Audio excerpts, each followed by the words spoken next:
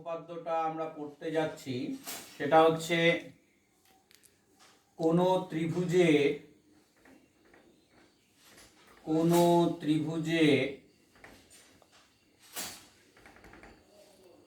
যে কোনো বাহুর সমান্তরাল সরলরেখা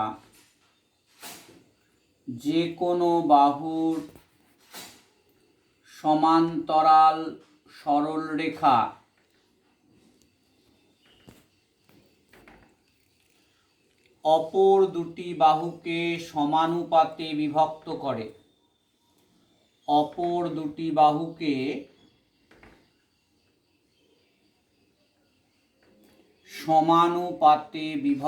করে।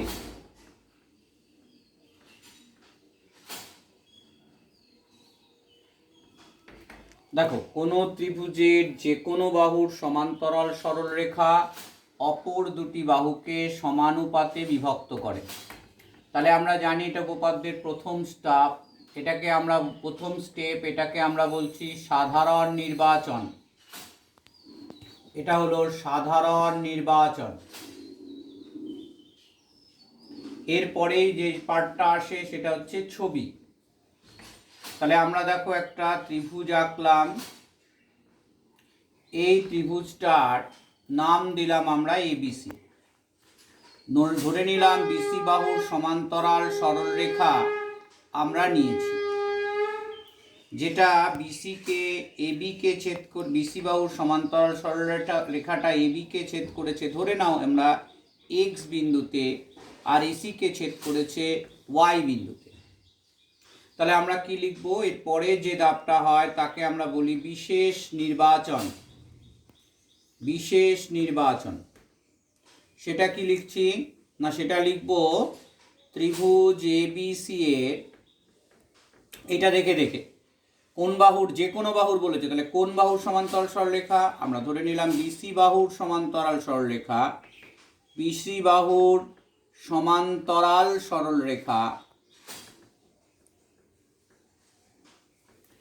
এবি ও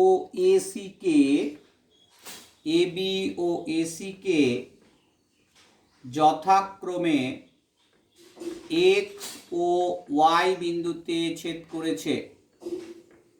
দেখো ভালো করে তোমরা ঠিক করে লিখলাম কিনা আমি।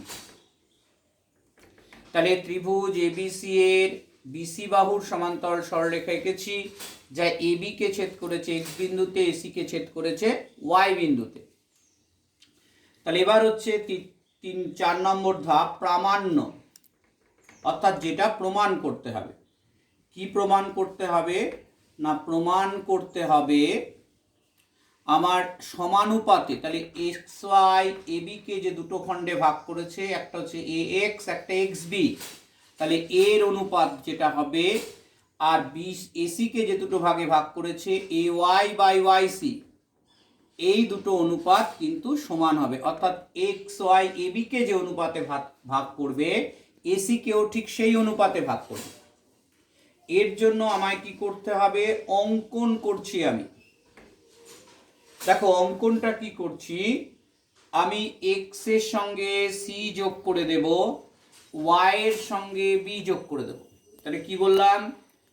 এক্স কমা সি এবং ওয়াই কমা বি যুক্ত করলাম। হয়েছে? আর একটা কি করছি না, আর একটা হচ্ছে আমি ওয়াই থেকে কার উপরে, এবির ওপরে একটা লম্ব আঁকছি। হয়েছে? আর এক্স থেকে এসি এর ওপরে আমরা একটা লম্ব আঁকছি। তাহলে কি করলাম না, ওয়াই শীর্ষবিন্দু থেকে এবি এর ওপরে একটা লম্ব আঁকলাম, মনে করলাম সেটা হচ্ছে পি, আর এসি এর ওপর লম্ব আঁকলাম, সেটা মনে করলাম কিউ। তাহলে দুটো লম্ব আমরা এঁকেছি।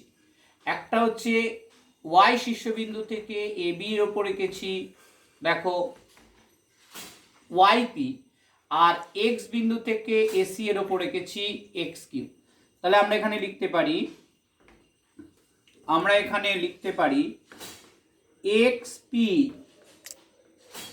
লম্ব, এটা হচ্ছে ওয়াই কিউ, বোঝা যাচ্ছে না কালিটা, এটা হচ্ছে এক্স কিউ, এটা এক, এটা পি, এটা কিউ, তাহলে এক্স কিউ লম্ব এসি এবং ওয়াই পি লম্ব এবি আঁকলাম। বুঝতে পেরেছো? এইবার দেখো, এবার আমরা যাচ্ছি লাস্ট ধাপ, সেটা হচ্ছে প্রমাণ। প্রমাণটার মধ্যে কি আছে? প্রথমে দেখো আমরা ত্রিভুজ এ এক্স ওয়াই এর ক্ষেত্রফল বার করে নিচ্ছি। ত্রিভুজ এ এক্স ওয়াই এর ক্ষেত্রফল কি লিখতে পারি দেখো, হাফ ইন্টু ভূমি এ এক্স ইন্টু উচ্চতা, যখন আমি এ এক্স ওয়াই নিচ্ছি, যদি আমার শীর্ষবিন্দু ওয়াই হয় তাহলে হচ্ছে ওয়াই পি হচ্ছে আমার লম্ব। আবার দেখো ত্রিভুজ বি ওয়াই, এটাকে এ এক্স ওয়াই না দিয়ে এ ওয়াই এক্স করো, শীর্ষবিন্দুটাকে মাঝখানে রাখো। আচ্ছা, এবার হচ্ছে ত্রিভুজ বি ওয়াই এক্স এর ক্ষেত্রফল সমান সমান হাফ ইন্টু ভূমি হচ্ছে দেখো বি এক্স ইন্টু উচ্চতা হচ্ছে ওয়াই পি। তাহলে সুতরাং আমরা লিখতেই পারি ত্রিভুজ এ ওয়াই এক্স বাই ত্রিভুজ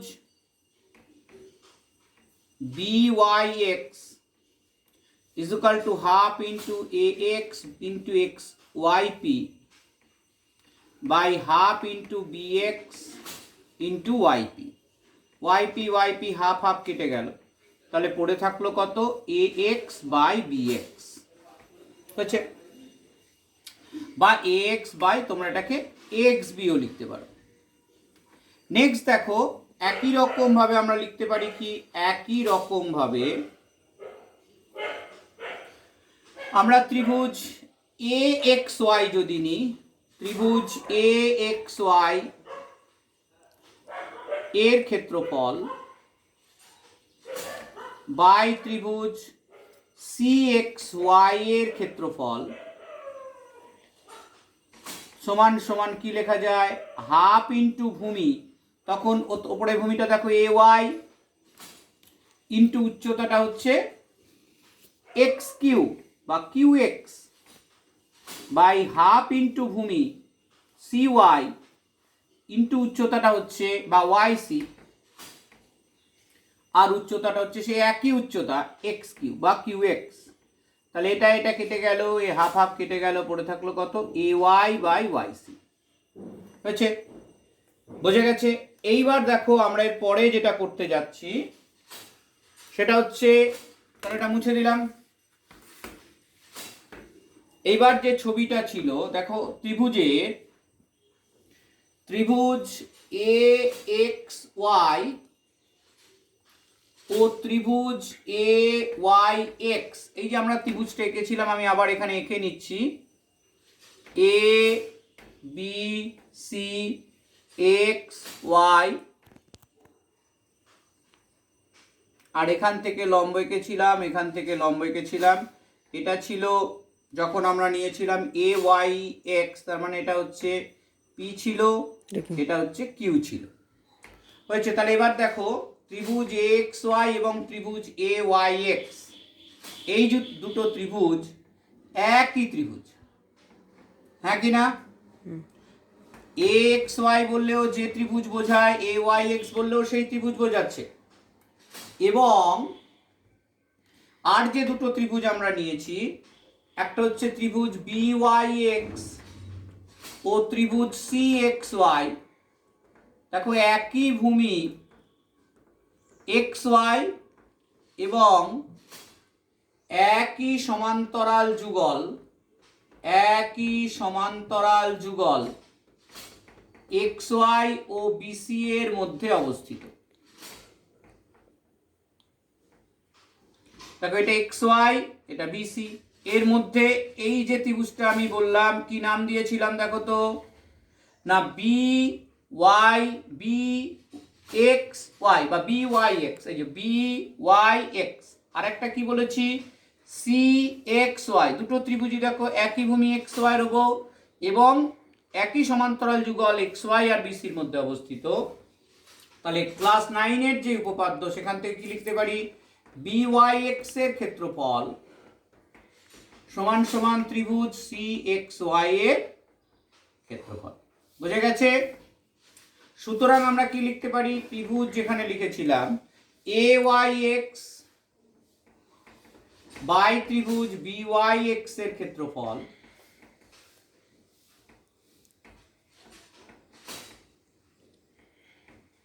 সমান সমান ত্রিভুজ কি লিখেছিলাম এ ওয়াই এক্স, পরেরটা লিখেছিলাম কি ত্রিভুজ এ এক্স ওয়াই এর ক্ষেত্রফল বাই ত্রিভুজ সি এক্স ওয়াই এর ক্ষেত্রফল। তাহলে দুটোই ক্ষেত্রফল সমান হয়ে গেল, কারণ লব দুটো সমান আগেই দেখিয়েছি, হর দুটো সমান, তাহলে অনুপাত দুটো সমান।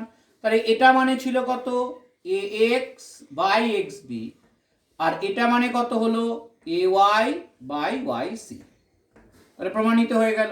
এইবার দেখো একটা কথা বলি, এই ত্রিভুজটার ক্ষেত্রে যেটা হয়েছে, এটা যদি যে কোনো বাহুর সমান্তরাল সরলরেখার বর্ধিত অংশকে ছেদ করতে পারতো তাহলেও এটা হতো। আমরা শুধু এটা প্রমাণ করলাম যে ত্রিভুজের যে কোনো বাহুর সমান্তরাল সরলরেখা যদি অপর দুটো বাহুকে সমানুপাতে বিভক্ত করে, এটা শিখলাম। তাহলে হয়েছে